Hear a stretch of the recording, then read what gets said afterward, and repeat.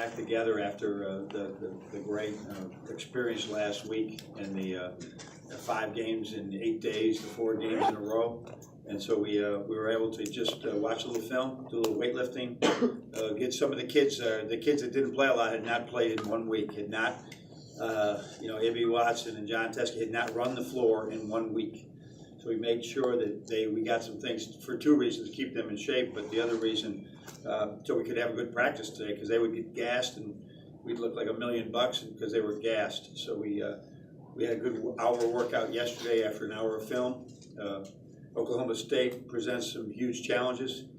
They've changed their style a little bit as the year went on. That they were, I think they had 19 steals against Georgetown earlier in the year. 19 steals, I'd never heard of that. And then no catch, the Stephen F. Austin type of defense that Brad was playing. When they got into the Big 12, I understand, right? They were close, but not close enough. Changed the style. It's still got good defense, but not forcing as many turnovers. So don't know what they'll do against us, but we got to be ready for everything. So or offensively, really a big challenge. That Evans is an elite player, both offensively and defensively. They had a great plan with a lot of experience and a lot of guys that really are during their year last year, where it was an off year for them, but it was one that was they were in every game, in most games, in a really competitive Big 12. The guys got a lot of experience. They're hungry. They're good, and they're probably. I never talk about our seeds, but they're probably more like a 6 or 7 seed because of the way they played this year. They're a really good team. So I'd say it's 2 really good teams that have got the most out of their talent this year, and it's going to be a great game. Coach, you played a couple up-tempo teams this year. Oklahoma State is going to be another one. Yep. What insights can you take from your players' response to when you played UCLA or Virginia Tech? Oh, I don't know. I mean, the biggest thing is transition defense. That if when it is up tempo, you have to forget about what just happened, whether it's a great play in offense or a turnover or a missed shot, because they're coming back down and they can just score in bunches. And you can see how that UCLA game was. I think we took a lead of 6 or 7 points, and all of a sudden it was tied at half. We were going back and forth, and all of a sudden we're down by 10 with 2 or 3 minutes to go. So. Events can change quickly, and while we do want to run and we want to take the advantages of that, we got to make them. We got to make them spend some time with their offense, that they don't get easy looks.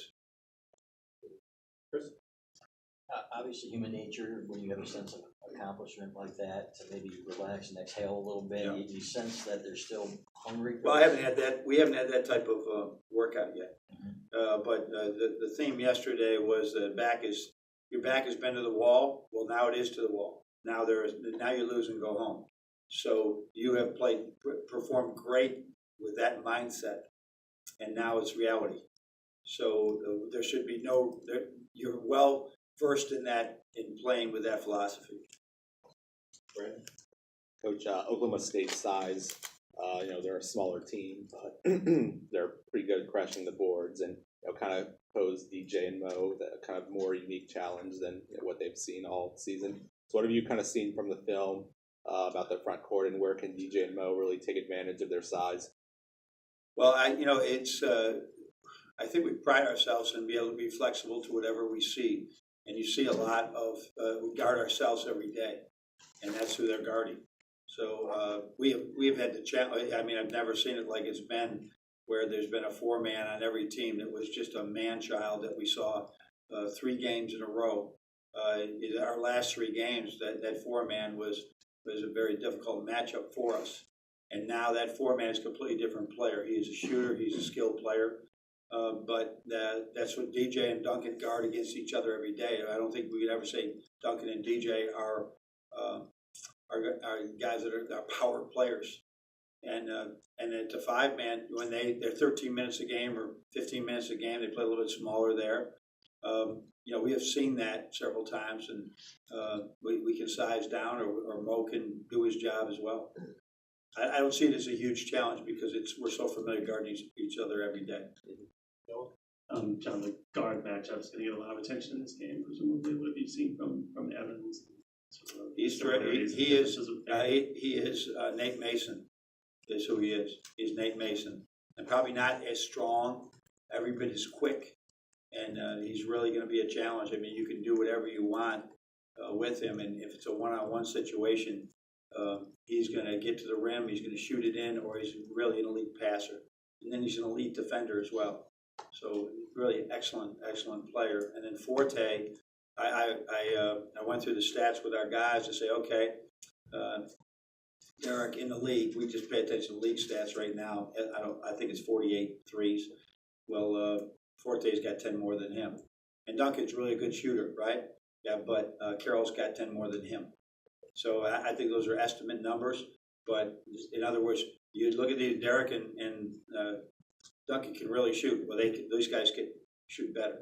So it gives that feeling. Those guys can really shoot the ball. They got a great mix to their offense, and they got enough guys that they see the ball. They're very unselfish.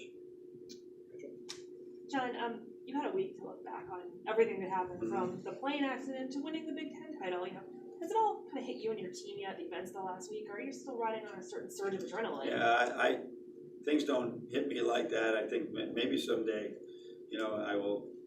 I'll look back at different things, but probably not. I mean, I just keep rolling. I'm not a big reflection guy. I'm just, what's next? What's next, not what just happened. So I can't answer that for the team, but I can answer for me. I do hope for the rest of my life I will, the perspective that we all gained after those events, I hope I never lose that again, but I will. I'm sure I'll be worried about some play instead of smelling the roses again sometime, but I'm going to try not to. Mark? John, you've had a lot of success in the first games of these postseason tournaments. Has your preparation evolved over the years? Does it change, or did you find something early and just kind of stay with it? With 3 or 4 days to prepare, I don't know if we've done anything different. Whether it was it's very similar to the Big Ten, to tournaments, right? To the tournaments. So we virtually never do anything about the second round opponent at all. We just don't even care about it. We got a day. They got a day. If they want to spend time on that, they can do that. But we virtually don't care about the second round opponent. And maybe we beat more second round opponents if we did that. But we concentrate one day at a time. Let's do what we do all year long. But usually we have one extra day to do it, and that really helps us. But I think what I have changed more from my days at Canisius, and it helped at Canisius. I think at the end I understood of the amount of rest and don't over prepare. Don't too much for these games, because you're either going to need it for the next game, or in the case of our game with Ohio University a few years ago, that we practiced so hard that week, we were missing layups. We were maybe practiced too hard or too much. So I sort of try to back that off, like I did at Canisius, like I did at Richmond. That Ohio game was a kind of a one you examined. It was a Friday night game. Right, when I look at a Friday night game, right, and we had all week, and I think we got knocked out of the tournament on Saturday in a semifinal game. So a couple days off. Let's just show up tomorrow. It was more mental. It was more mental.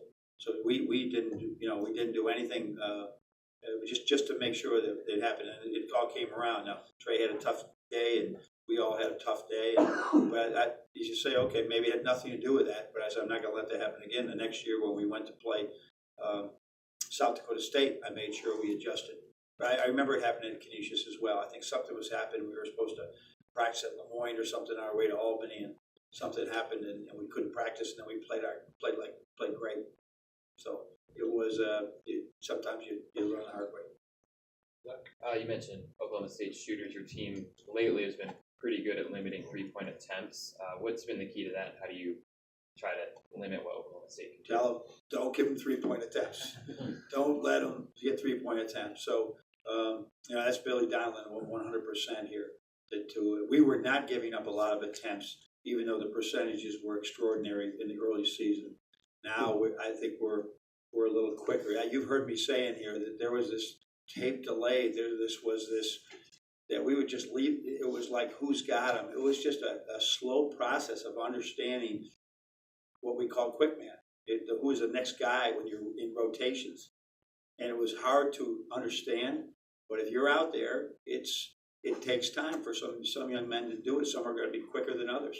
So we're better at that. I think there's a better sense of urgency, and they like winning. And so it's proven now that if we can limit the threes, you limit the makes, and you can win some more games. Derek's obviously doing a lot of things really well right now, but as you crunch on the video, is there an aspect or two of his game that just jumps out like, this is really different now? Yeah, pace. His pace is really different. That he will see action. I think ever since people started switching on us, he has really loved that. That people switch. Okay, they don't think I could score over this big dude or get around this big dude or create for my teammates. And it was a little, maybe I don't know whether he took it or how he took it, but at any rate, that really I think has evolved as he had incredible freedom during that time. Because it was a challenge. What are you going to do when they keep switching? You just can't. There's not plays you run. You got to isolate. And once he got into isolation, he really started making some plays. So now when he's not in isolation, he's really comfortable. John, you mentioned Where? right. You mentioned you guys' back to the wall mentality, and that you guys have had that. And it seems like you yourself, the team's been pretty even through all that. How do you balance that from now? During the regular season, entering March is now being a pretty trendy pick. A lot of people are, expecting a run from you guys now. I don't think we even talk about it actually. I mean, this is we just got to keep doing what we're doing and not worrying about any of that. We just keep playing the way we've been playing. It's just the routine. When you go through the routines that we do, like we'll have the typical practice that we had 2 days before. The date last Tuesday. We'll have a typical practice today because it's a game Friday. That's the day before we call it, and that will be it. But just regular routine. I'm not trying to balance anything. I'm just trying to. It's our routine, and then tomorrow when we practice, we'll practice on site and off site. It'll be very, very limited. No power outages this time, but there will be. I hope, but it will be a practice where we learned a lot from that as well. With Evans and how well Muhammad's playing defensively, is that something you consider, or is it just the challenge for Walton, point guard? Sometimes we are just guarding who guards us. So in transition, that's the easiest way to if you're in one corner, I'm sure there'll be multiple opportunities for Muhammad to do that. But Forte, it was their leading. Well, he's been one of their leading players he's a fifth-year guy now for a while. So we also don't want him getting loose. So that's really a challenge for both of them. And their freshman guard, is it Averett, something like that? Yeah, he's really good as well. I mean, he's a real challenge. So I think that they'll have their hands full, but I don't think we'll say because they'll set several like ball screens between the one and the two just to see who your two guard is. And so that when they do that, if we choose to switch, they'll be guarding the other guy anyhow. And then also the problems that Carroll presents, kind of that athletic wing. Yeah. And also, if you can just kind of touch on how early they look to score in the shot clock. They are, they're downhill. They're really downhill. There's some downhill guards that don't see the floor, and he sees the floor like crazy. Evans does. So they're really trying to score quickly. And the other thing that's happening out of that is a shot goes up, and they're getting 5 offensive rebounds out of the big guy right now in the last 5 games. He's really going on. So everybody's trying to match up, match out, and all of a sudden, big boy's coming down, and you could have the wrong guy on that one, or somebody could just forget about boxing out. They look at the ball.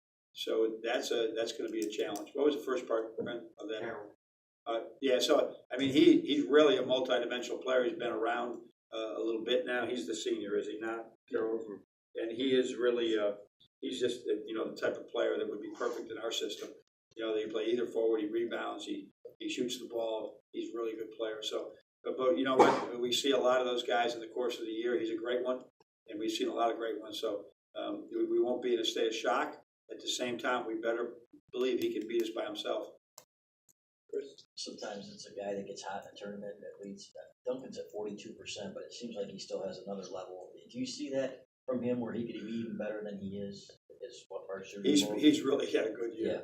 You know, he spoke to me a little bit ago, like it was, you know, there was one time last year in the Big Ten, he was making 3 a game, and he's been pretty consistent at 2 a game right now. He was like disappointed, and I just was like, no, he shot better in January, in February, and March than he shot last year. So he's right where he needs to be right now. And what he is doing right now is he is, Jeff calls him 0 to 60, where you start at 0 and you're trying to run 60 miles an hour when you catch it and shoot it, where that's been his new development. So he'll do a bunch of 0 to 60s today to just shoot when he's running as fast as he can, because that's the only way we can get him open.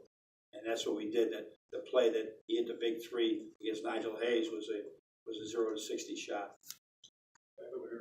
Probably the biggest difference between you guys are Mo and DJ.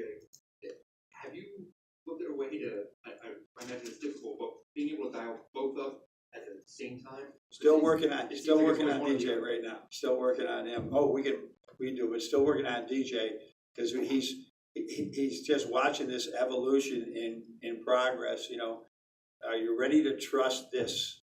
Are you ready to trust that?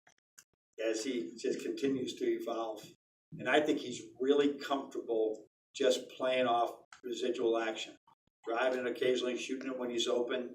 You know, we put him in a ball screen 1 or 2 times so far. You know, I think you just got to, as we practice, as he establishes what he can do in practice more, that we'll do more. But I'm just telling you, it is tough. It's not like a batting order where everybody gets to go up. You know, it's to dial up 5 guys is like my brain's going to explode. You try to concentrate on 2 or 3 guys, 2 or 3 matchups, and do the best you can. One last one from Brandon. I read the Daily, by the way. Afterwards, they gave me some copies of the Daily. Thank you very much. It was really No good problem. articles by our You were kind of talking about this earlier with my question about, you know, matchups and you guys in practice, and it seems like Carroll too, he kind of has that profile like Charles Matthews. So like, how does, you know, your practice team, it seems like they can kind of, you know, imitate Oklahoma State. Yeah, like that's an interesting part of our discussion every day. Who is who? Because we'll have like Fred Wright Jones, who is not a terrific shooter yet. He's going to work all summer, but he'll be Forte today. So the whole deal would be Forte cannot hit the rim with a shot, right? Mm-hmm. And so we got to be on him so that it's not about whether it goes in or out, but that's always a challenge for us. So whether it's Charles, whether it's whoever is on that scout team, whoever is playing, like we had Charles played Malcolm Hill the whole time last week before we got ready, and he was a great Malcolm Hill. So we did a really good job at Malcolm Hill because Zach had to guard that every day. It's amazing the similarities between those two. So that's really been helpful to have guys like that. Doc is one sneaky son of a gun. I'm just telling you, because he's ambidextrous throwing the ball, and he throws right-handed, left-handed passes. He's got a chance to play somewhere next year, and he's really outstanding. I hope we have some practices saved on video because I'd love to use that to help him, you know, build his resume a little bit. All right, Coach. Thank you. All right, thanks everybody. Have safe travels. I was gonna say.